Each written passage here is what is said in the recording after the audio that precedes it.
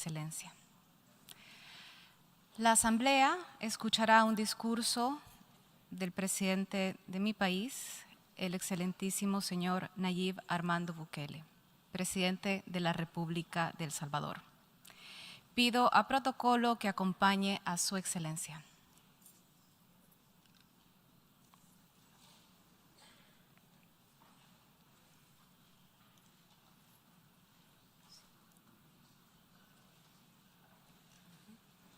En nombre de la Asamblea General, tengo el honor de dar la bienvenida a Naciones Unidas al excelentísimo señor Nayib Armando Bukele, presidente de la República de El Salvador, y de invitarlo a dirigirse a esta Asamblea. Señora Presidenta de la Asamblea General, Griselda, una compatriota nuestra y nuestra embajadora ante las Naciones Unidas, excelentísimos jefes de señores de Estado y de Gobierno, honorables miembros de las diferentes delegaciones, mi esposa Gabriela y mi hija Laila, señoras y señores, y principalmente a los hermanos de todas las naciones del mundo. Les traigo un saludo de la tierra de los volcanes, del surf, del café, del Bitcoin y de la libertad. Casi todo lo anterior es fácilmente verificable. Cualquiera que vaya a El Salvador encontrará las mejores playas para surfear del mundo. Volcanes por todas partes, un café increíble, podrá caminar con paz y tranquilidad por cualquier rincón de nuestro país y especialmente encontrará un pueblo unido luchando por su libertad. Y eso es precisamente lo que vengo a hablar en este podio, en la Asamblea General de las Naciones Unidas, de libertad. La que añora mi pueblo y la que añoran todos los pueblos del mundo. Y es que libertad es una palabra que se dice muy fácil, pero que requiere de lucha, perseverancia y muchos sacrificios para que sea verdadera. La libertad de escoger hacia dónde vamos y cómo lo queremos lograr. La libertad de definir nuestro camino como seres humanos. Pero para ser libres, como mucho de lo que nos define, depende de cómo nos ven los demás, pero principalmente de cómo nos vemos a nosotros mismos. Por lo tanto, además de decidir que queremos ser libres, es requisito indispensable que los poderosos respeten nuestra libertad. Yo vengo de un pueblo que durante mucho tiempo se vio a sí mismo como menos que los demás. Vengo de un pueblo donde nunca habíamos tenido el valor de tomar nuestras propias decisiones. Vengo de un pueblo donde nuestro destino siempre fue controlado por otros. Vengo de un pueblo que solamente es dueño del país más pequeño del continente americano y que incluso esa pequeña propiedad sobre ese pedacito de tierra, que apenas se ve en el mapa, no es respetada por países que tienen muchísimo más territorio que nosotros, muchísimo más dinero y muchísimo más poder, y que piensan correctamente que son dueños de sus países, pero piensan incorrectamente que también son dueños del nuestro. Y es que un grupo de países poderosos no solo tienen mucho más que todos los demás, sino que también creen que son los dueños de lo poco que tenemos los países que no somos poderosos. Es como si alguien viviera en una casita muy pequeña y humilde, pero que tuviera un vecino muy, muy rico, cuya casa es un hermoso y gigantesco palacio, con inmensas extensiones de tierra y tesoros inimaginables. Quien vive en la pequeña casita respeta y admira a su vecino. No le molesta que sea inmensamente más rico que él. Él está feliz en su pequeña casita, pero ha decidido mejorarla, pintarla, arreglarla y amueblarla mejor. Con esfuerzo, claro, pero está seguro que valdrá la pena. Todo bien hasta ahí. Hasta que el vecino rico decide que su vecino pobre no tiene el derecho de arreglar su casa. No tiene el derecho de comprar otros muebles o pintar las paredes. El vecino rico ha decidido que no solo es dueño de su palacio, sino que también puede ir a dar órdenes a la pequeña casa de su vecino pobre. Y la orden es que todo tiene que seguir mal, como estaba antes. Los arreglos no están autorizados. El vecino pobre no tendría por qué adversar a su vecino rico. No tiene por qué envidiarlo o aspirar a tener lo que el vecino rico tiene. No tiene por qué pretender que irá a su palacio a darle órdenes o a exigirle que cambie el color de su mármol. Pero el vecino pobre sí debe tener al menos el derecho de limpiar su casa, pintar sus paredes, cambiar sus muebles, sembrar flores en su jardín y cambiar su techo por uno que no tenga goteras y que lo proteja de la lluvia. Eso no puede molestar al vecino rico. Él no puede exigirle que vuelva a poner los muebles viejos, que corte las flores, que despinte las paredes, que quite el techo nuevo, que además le está funcionando para poner el techo viejo que había antes, con el agravante que ese techo con goteras nunca sirvió. El vecino rico no tiene ninguna autoridad para exigirle a su vecino pobre que regrese al pasado, porque no tendría por qué pretender mandar en casa ajena. En segundo lugar, porque ese vecino pobre ya intentó seguir las órdenes de su vecino rico y no le pudo haber ido peor.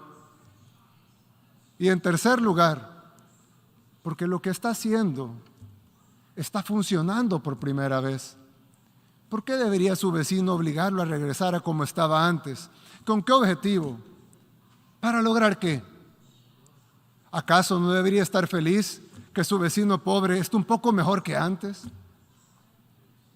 Por eso digo que la libertad es algo por lo que aún luchamos en nuestro país, en El Salvador.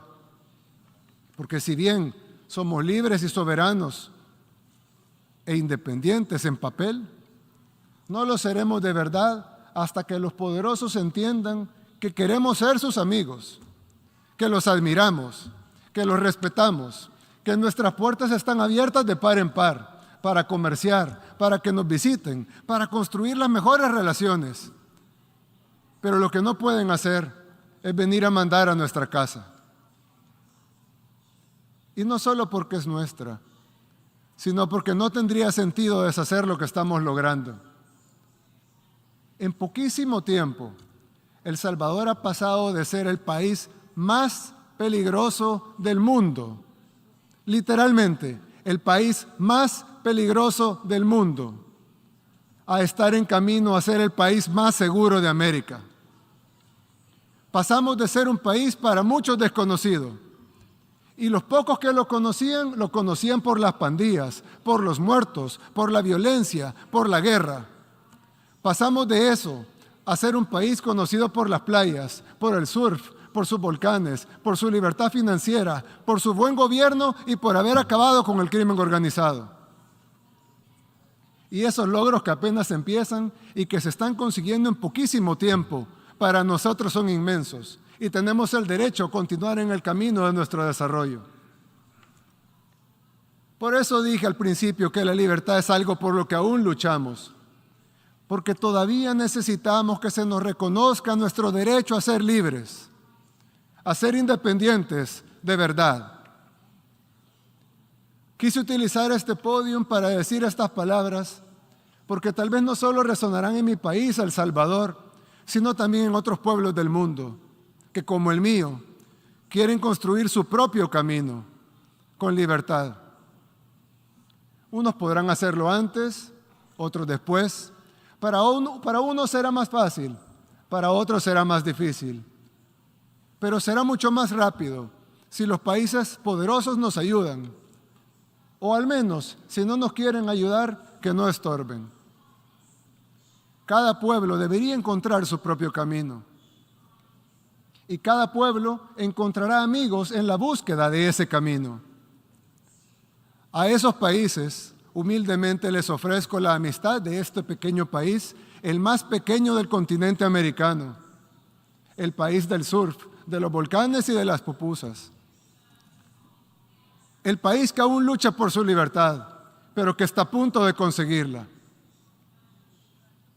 Hace 3 años estuve aquí, en este mismo podio en las Naciones Unidas. En ese tiempo les dije que este formato era obsoleto y ahora, 3 años después, nos damos cuenta que lo es aún más. Pero tal vez aún sirva de algo. Tal vez sirve, entre muchas otras cosas, para que este representante de este pequeño país, el más pequeño del continente americano, humildemente les recuerde que estas Naciones Unidas no se crearon para dividir, para destruir o para someter, sino para relacionarnos, para trabajar juntos, para construir una mejor comunidad de países y para buscar soluciones a los problemas del mundo. Pero con el respeto absoluto a la soberanía y a la autodeterminación de cada país y de la manera que dice la misma Carta de las Naciones Unidas en el primer principio de cómo sería esta organización. La organización está basada en el principio de la igualdad soberana de todos los pueblos.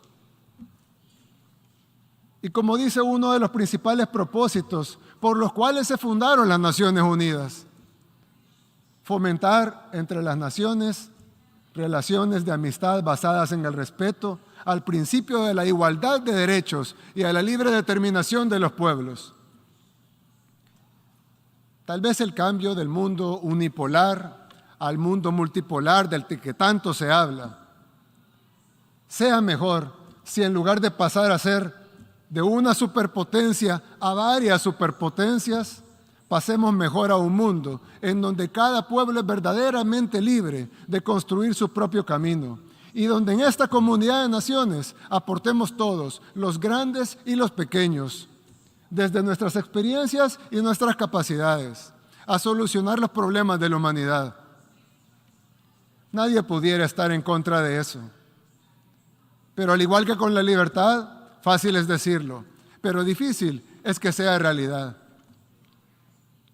Vine hasta acá a pararme en este podio, en un formato en el que ya no creo, para decir algo que lo más probable es que de todas maneras no cambie la forma de que los países poderosos ven a los demás, pero tal vez sí cambie la forma en que los países en vías de desarrollo nos vemos a nosotros mismos.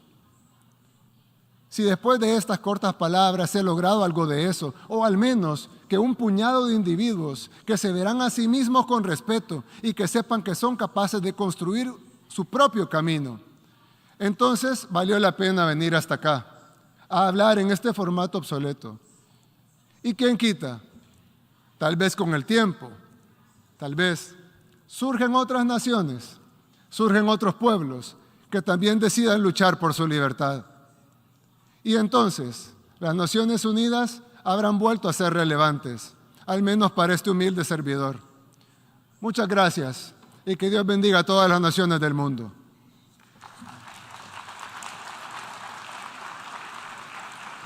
En nombre de la Asamblea, deseo agradecer al presidente de la República de El Salvador la declaración que acaba de formular y pido a protocolo que acompañe a su excelencia.